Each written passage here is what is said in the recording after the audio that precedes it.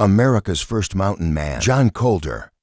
Welcome to Native Legends and History Stories, where we bring America's most extraordinary frontier tales to life. Subscribe now to journey through history's untold adventures. If God would forgive me this time and let me off, I will leave this country tomorrow and be damned if I ever come into it again. These desperate words echoed through the wilderness as John Colter, blood streaming down his naked body, ran for his life from hundreds of Blackfeet warriors. But what drove this legendary mountain man to such extremes? How did a humble farmer's son become one of America's most daring explorers? Born in 1774 near Stewart's, Virginia, to Irish sharecroppers, John Colter's story began far from the perilous frontiers he would one day conquer. Standing 5'10", with a muscular frame hardened by years of farm work, young Colter showed early signs of the remarkable strength and endurance that would later save his life. When his family moved to Maysville, Kentucky in the 1780s, seeking cheaper land, none could have predicted that this simple relocation would set him on a path to becoming America's first mountain man. In the rugged Kentucky wilderness, Colter honed his skills as a woodsman, developing an almost supernatural ability to track game and navigate untamed territories. Rumors spread that he rode as a ranger under the legendary frontiersman Simon Kenton, though few records survive from these early years. What's known is that by 1803, Colter had become such an accomplished outdoorsman that he caught the attention of Meriwether Lewis himself. August 1803 marked a turning point when Colter, alongside George Shannon and Patrick Gass, approached Captain Lewis near Pittsburgh. The Corps of Discovery was preparing for their historic expedition, and Colter's reputation as a skilled hunter preceded him. As the Corps settled for winter at Riviera du Bois, near the Missouri River's mouth, Colter's true character began to emerge, both his exceptional abilities and his fierce independence. While Lewis and Clark were away in St. Louis gathering supplies, Colter's rebellious spirit surfaced in a dramatic confrontation. Under Sergeant John Ordway's command, Colter, fueled by whiskey and defiance, loaded his gun with the intention to shoot his superior officer. This act of insubordination earned him 10 days of punishment, yet remarkably it didn't end his journey.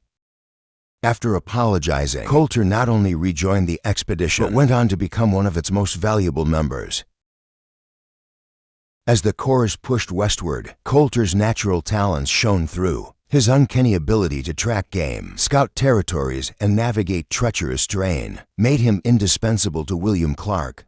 While others fell ill crossing the brutal Bitterroot Mountains in 1805, Colter remained tireless, venturing alone into unknown territories to hunt and scout paths forward. The Pacific Ocean beckoned, but for Colter, this was just the beginning of an extraordinary journey that would test the very limits of human endurance. Deep in the wilderness far ahead of the main party, Colter found himself face to face with 3 warriors of the Tushapo Flathead tribe. The tension in the air was palpable as the Indians, mounted on magnificent stallions, immediately reached for their bows and arrows. In that critical moment, Colter made a bold decision that showcased both his courage and diplomatic instinct.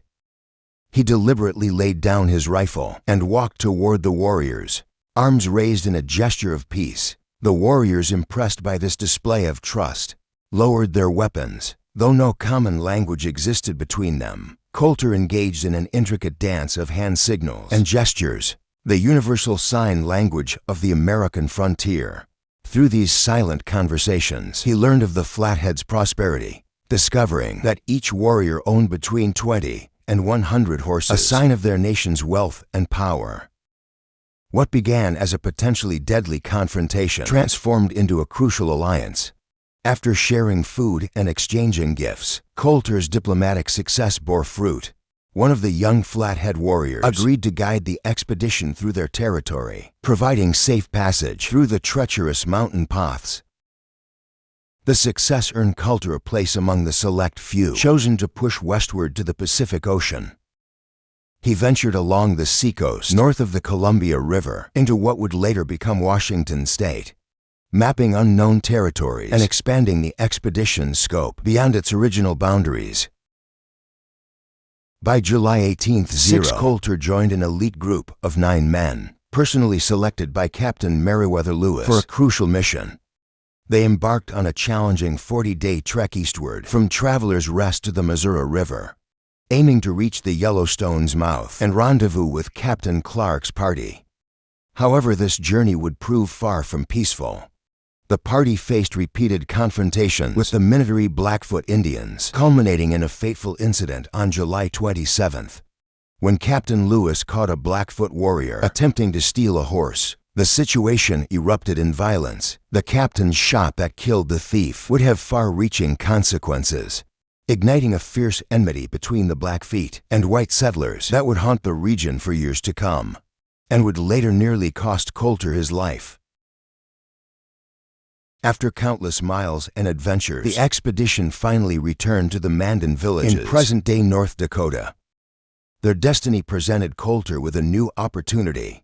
Two seasoned frontiersmen, Forrest Hancock and Joseph Dixon, were preparing to venture into the upper Missouri Territory in search of valuable furs.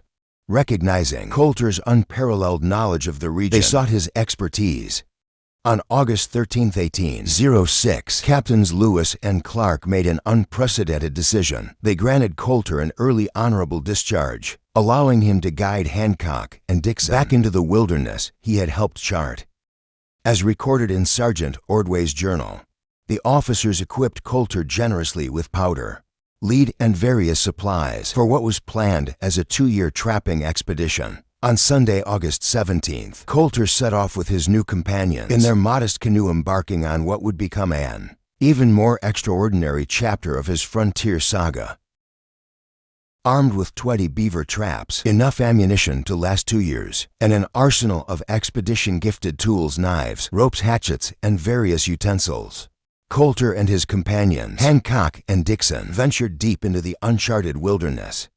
Their initial path led them to the treacherous Three Forks region of the lower Missouri, where they established a winter camp in the shelter of Clark's Fork Canyon.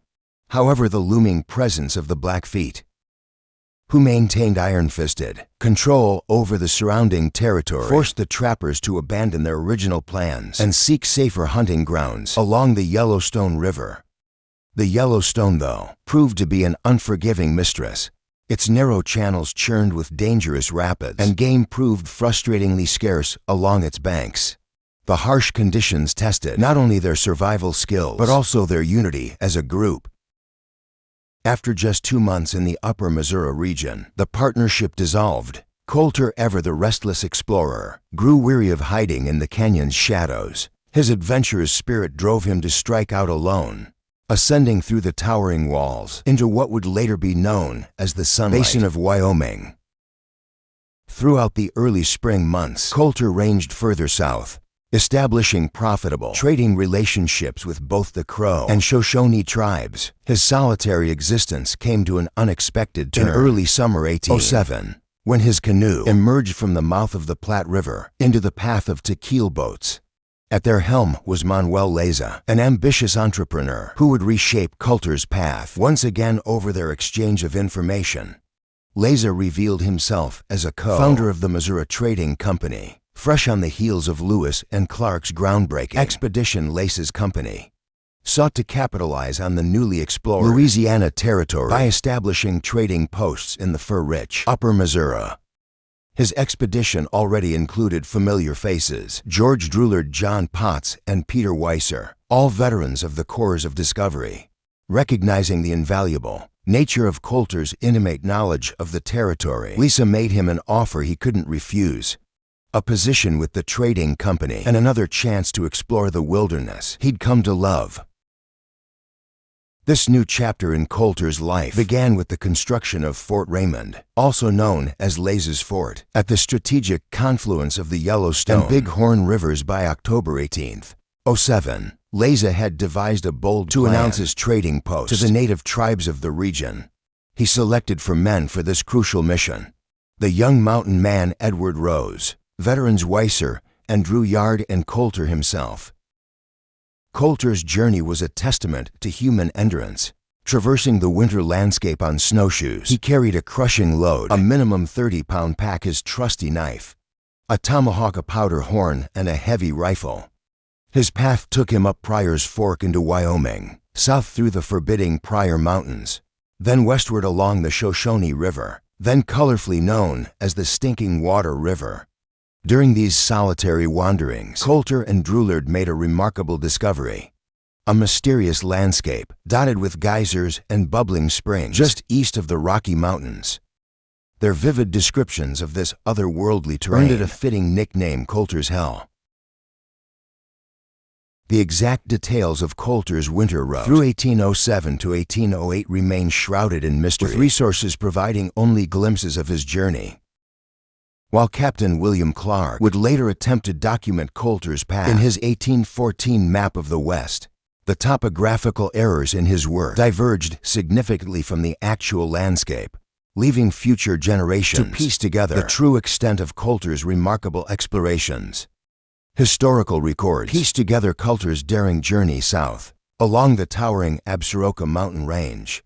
With each step he pushed deeper into unknown territory, eventually crossing the Continental Divide near Union Pass, in the northern Wind River Range.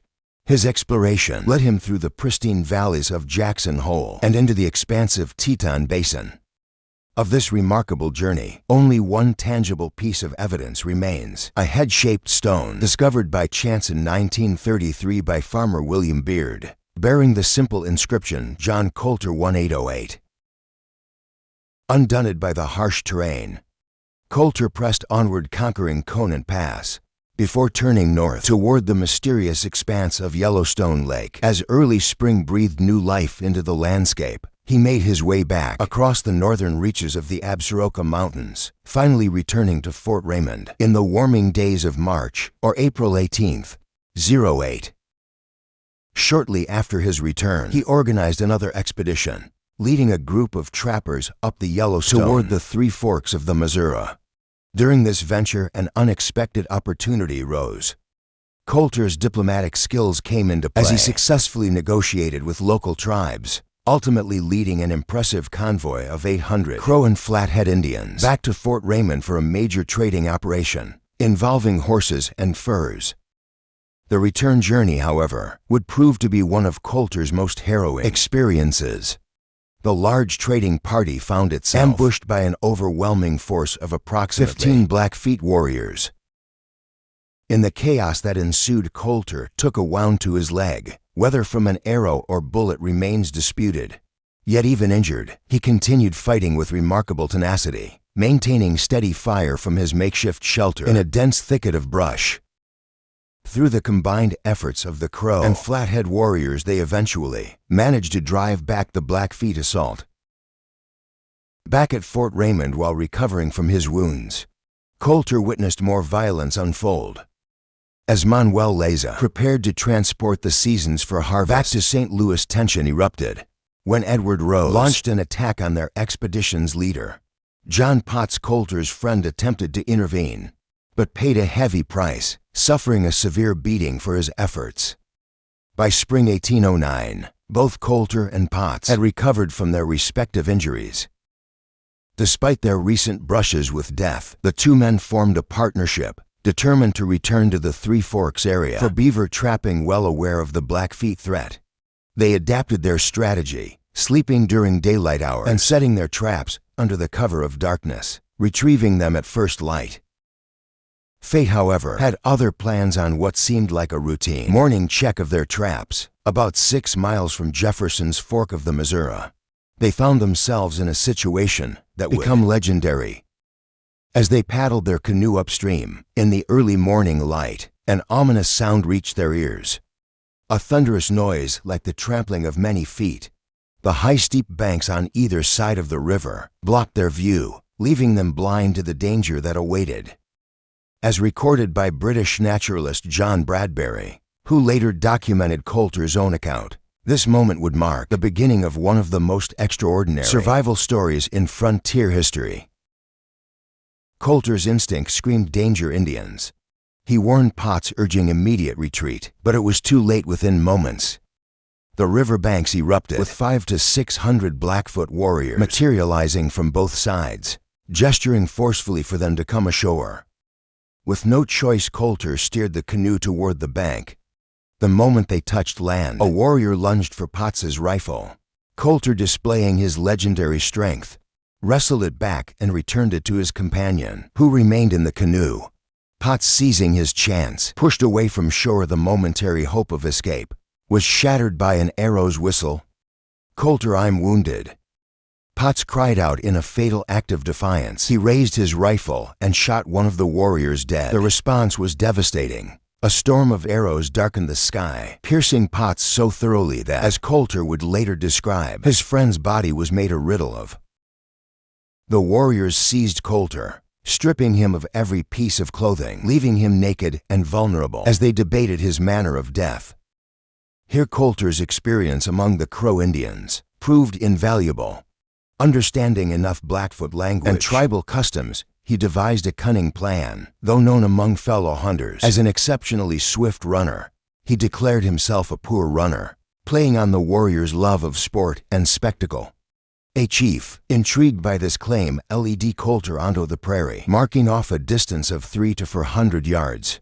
With a war whoop that shattered the morning calm, the chase began. Colter ran as never before, his bare feet pounding across the 6-mile expanse of prairie, every step in agony as they met the merciless, prickly pear cactus that carpeted the ground. His exertion was so intense that blood began streaming from his nose, painting his naked body crimson as he flew across the plain.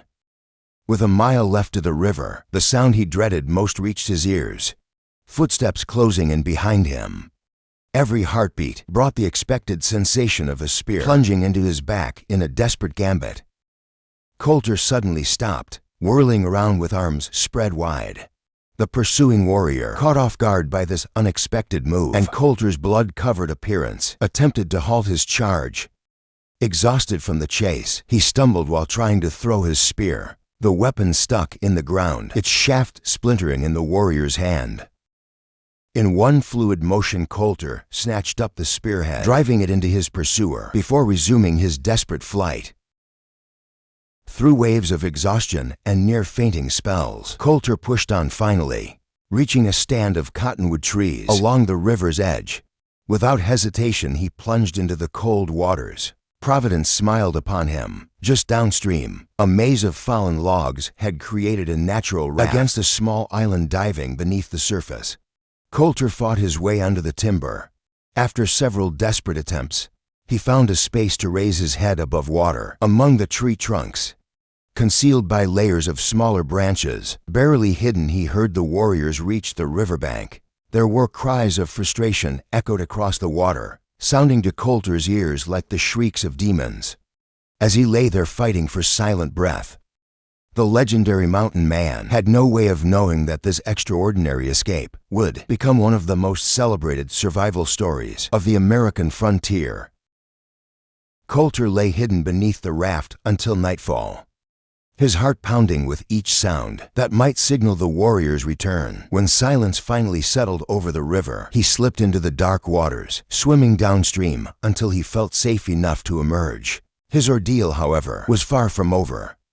The wilderness that had been his home for years now became his greatest challenge. Naked beneath the scorching sun, every step was agony as thorns from the prickly pear cactus burrowed deeper into his bloodied feet.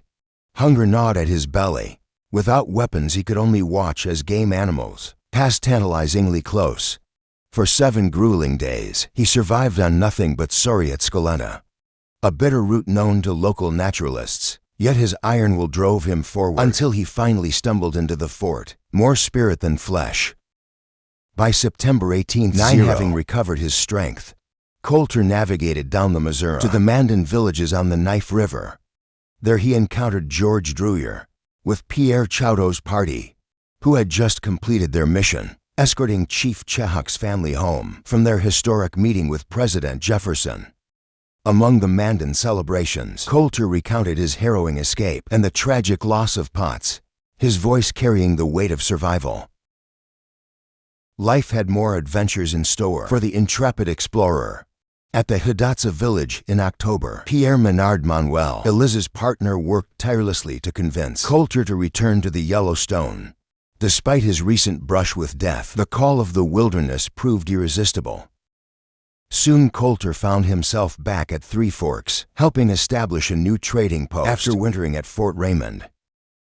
But the shadow of the Blackfeet loomed large over their enterprise. The tribe's warriors struck relentlessly, making every venture from the fort a dance with death. Tragedy struck while Colter was checking his traps. The Blackfeet killed the trappers and captured 3 others. Upon discovering his dead companions, Colter made an unbreakable vow. This time he would truly leave the wilderness behind. True to his word, in July 1810, after 6 remarkable years on the frontier, Colter bid farewell to Fort Raymond. Within 6 weeks he reached St. Louis, trading buckskin for civilization's comforts. There he met with his old commander, Captain William Clark, sharing crucial details about his Rocky Mountain explorations during the winter of 1806-1807. His first-hand knowledge would prove invaluable for Clark's 1814 map published alongside the journals of the Lewis and Clark expedition. A new chapter began as Colter married Sarah, known affectionately as Sally, who gave him a son named Hiram. The family settled in L.A. Charette, 30 miles up the Missouri from St. Charles, where the legendary Daniel Boone himself was their neighbor. Colter's reputation grew until he stood alongside the greatest frontier heroes, his exploits already passing into legend during his lifetime. When war clouds gathered in 1812, Colter's warrior spirit stirred once more. He joined Nathan Boone's Mountain Rangers, a mobile militia of hardened woodsmen. Yet fate had different plans. Before firing a single shot in the conflict, the man who had survived countless battles with nature and warriors alike succumbed to jaundice on May 7th. John Colter lived and died as he had blazed his trails, defying expectations, pushing boundaries, and leaving an indelible mark on the American frontier. His story stands as a cornerstone of Western exploration, where courage, skill, and raw determination carved paths through uncharted wilderness. Thanks for watching. Join Native Legends and History Stories for more extraordinary tales of America's frontier heroes. Subscribe now to Journey Through the Untamed Spirit of Our Nation's Past.